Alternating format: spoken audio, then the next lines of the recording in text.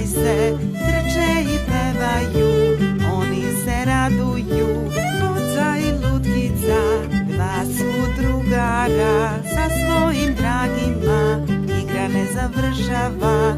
Boca i lutkica, dođi i uživaj.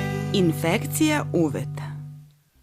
Jednog popodneva Bubamara Lutkica veselo je doskakutala do Bocine kuće.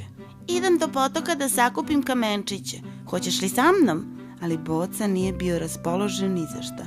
Ne znam, Lutkice, jako sam umoran. Jako mi je hladno i boli me glava, a i uši me bole. O, Boco, sav si crven u licu, reče Lutkica. Imaš groznicu? Idem brzo po doktora Sovu. Bubamara je hitno otišla u jamu doktora Sove. Dragi doktore Sovo, dođite brzo. Boci je jako loše, požurite. Doktor Sova brzo spakova svoju lekarsku torbu, obuče se i brzo se uputi ka pacijentu. Zdravo, Boco, da vidim gde je problem. Prvo ću ti poslušati pluća. Boca je skinuo gornji deo pidžame i poslušno disao. Otvori usta, hoću i grlo da ti pogledam. Ne želim. Mrzovoljno će Boca. Ali moram da vidim da li je crveno ili ne, objasnio je doktor Sova i osvetleo Bocino grlo pomoću lampice. A sad ću da zavirim u tvoje uvo pomoću ovog levka. Boci se to stvarno ne sviđa. Počeo je da plače i da pritiska uši rukama. Ne budi smešan, Boco, uopšte te neće boleti. Lutkica je uhvatila Bocinu ruku da ga uteši. Pregled uopšte nije boleo. Pa, Boco, doktor Sova je počeo da objašnjava. Imaš infekciju uveta, gadno si se prehladio. Uzmi svakog jutra punu kašiku ovog leka. Pij dosta čajeva i stavljaj tople vrećice sa prosom na uši. Bocini drugari su odmah došli da mu pomognu. Baltazar je doneo med, Heder cveće kamilice, a stigao je i Vendal, pa su zajedno pravili čaj za pacijenta. Lutkica je zagrejala prosu u lončiću i sipala ga u male vrećice. Pritisni ove džakčiće na uši sve dok se ne ohlade.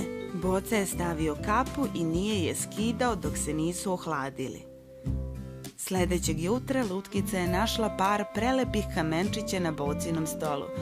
Vau, Boco, božanstveni su, ko ti je to dao? Ja sam ih našao kod potoka, reče ponosno Boca.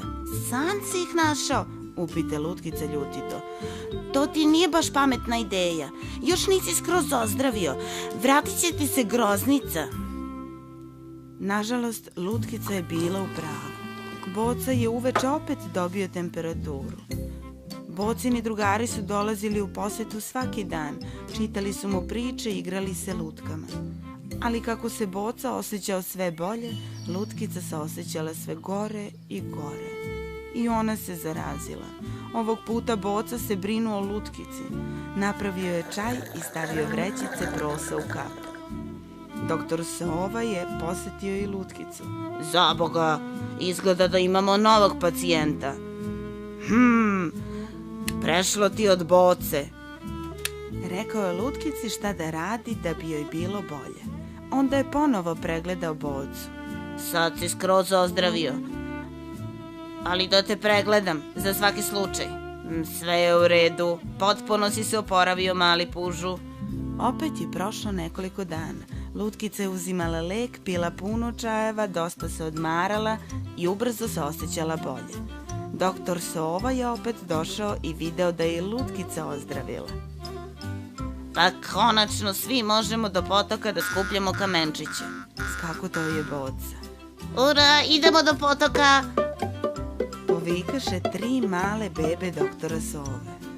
Ne zaboravite da se dobro obučete, hladno je uveče, rekao je strogo doktor Sova. Nije morao da upozorava Bocu i Lutkicu. Oni nisu zaboravili da stave šalove, kape i obuju tople cipele. Igrali su šuge dok se nije smrklo i napunili su kofe lepim kamenčićima.